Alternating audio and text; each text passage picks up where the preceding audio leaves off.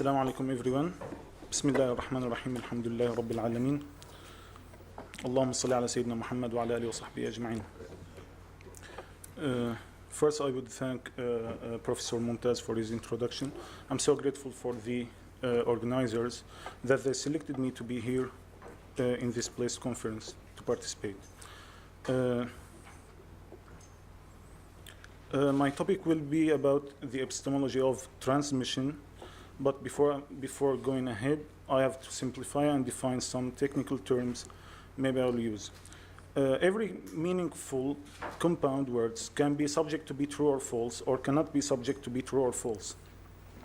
If the meaningful compound words cannot be subject to be true or false, such as commands, prohibitions, and questions, then we call this in Arabic insha. If the meaningful compound words can be subject to be true or false, such as I'm in Kuala Lumpur, or it's snowing outside, then we call this in Arabic khabar. Muslim scholars developed methods of historical criticism to ensure that the religious preservation would always be rationally demonstrable. These methods are generally classified into two categories. Methods are related to mass-transmitted reports, and methods that are related to non-mass-transmitted reports. أخبار الأحاد. Let's talk in short about خبر الأحاد. خبر الأحاد is a report transmitted by one or a small group of narrators. خبر الأحاد gives either knowledge or non-knowledge. It gives probability if the narrator doesn't habitually lie. But why does it give probability, not knowledge? Because the narrator could be lying, misremembering, or misunderstanding, as one is fallible, and there is a natural possibility to err. Khabar al-Ahad gives knowledge if the khabar is with strong supporting evidences. Al-Khabar al-Mahfuf bil-Qara'in. Western philosophers and epistemologists lately concerned that the transmission of information through testimony, and they have realized its importance as humans learn a huge amount of information that happened outside their personal experience. Testimony is a term used to refer to the information people gain from others by reporting. In Western philosophy, there are two views in the epistemology of testimony: reductionism and anti-reductionism. Reductionism, which states that testimony warrant can be reduced to other warrants. Anti-reductionism, which states that testimony warrant cannot be reduced to other warrants. Now let's talk about the categories of statements with respect to certainty. The statements with respect to certainty are divided into three categories. Statements which we are not certain that it's true, or and not certain that it's false. This kind of reports is represented by non-mass transmitted reports. The second category is statements which we are certain that it's false. This statement which if it's true, it should be reported by so many people, but it's narrated by one or two, such as if someone said, in 1998, an earthquake placed in USA caused killing the third of the US citizens, but no one narrated it except him or her, for example. Therefore, we are certain that this report is false, because if it's true, it should be narrated by so many people. The third category is statements we are certain that it's true. The statements that are true evidently or inferentially, statements from God, statements from prophets, statements from consensus, statements with strong supporting evidence, and mass transmitted reports. Now we are going to talk about mass transmission. Mass transmission linguistically is from the triliteral root watara. which means to come one after another with a period between each other. Technically, it's a report which is narrated by a so large number of narrators, and it's conventionally or naturally impossible for them all to agree to lie, and the narration should be about something tangible perceived by five senses, not by reasoning.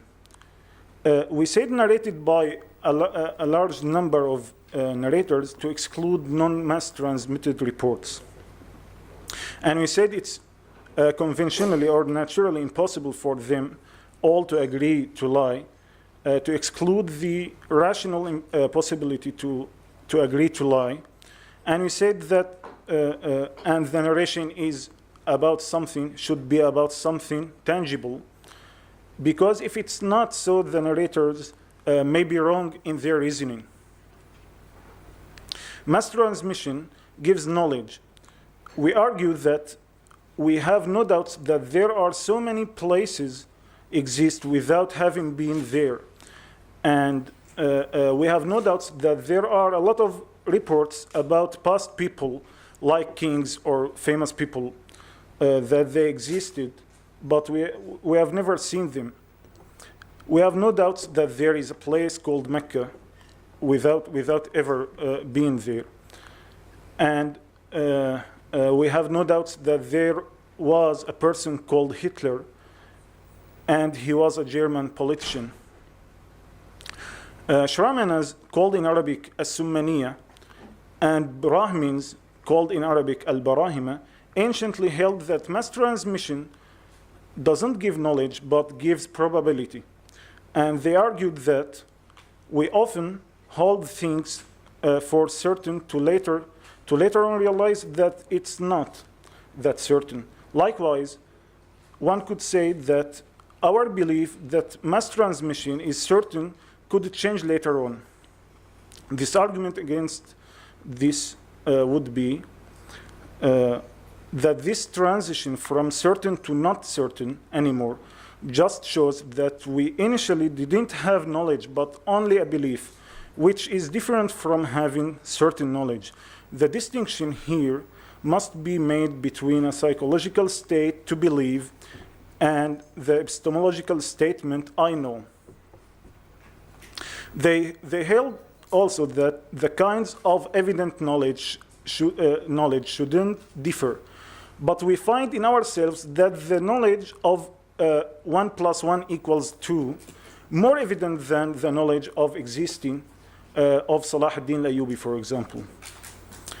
This argument isn't applicable as an objection because the various kinds of evident knowledge sometimes differ from one to another by difference of usage, custom, and practice.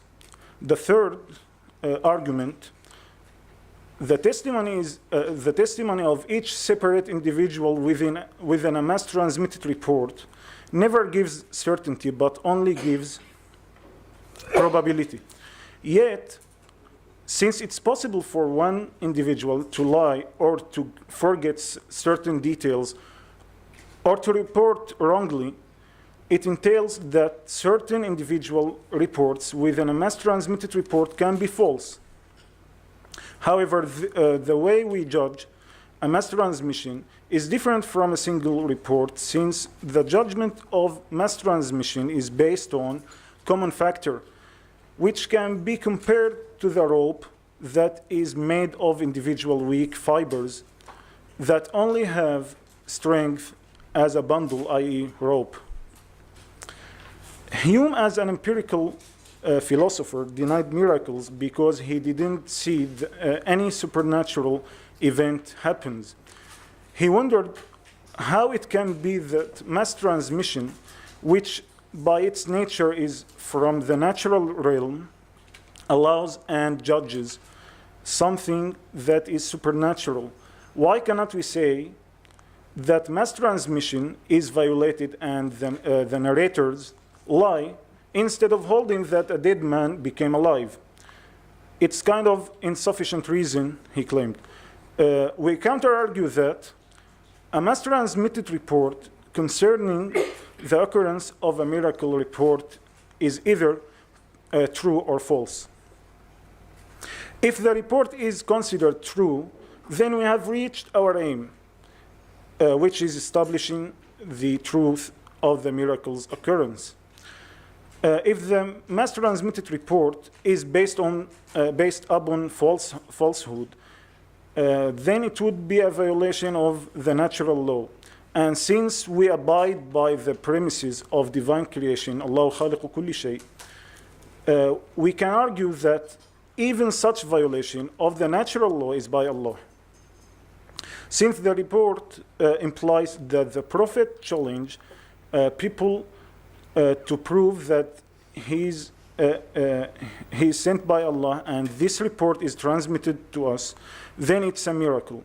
Therefore, whether we hold that the violation of the nature occurred or the violation of Tawatur occurred, it would be a miracle.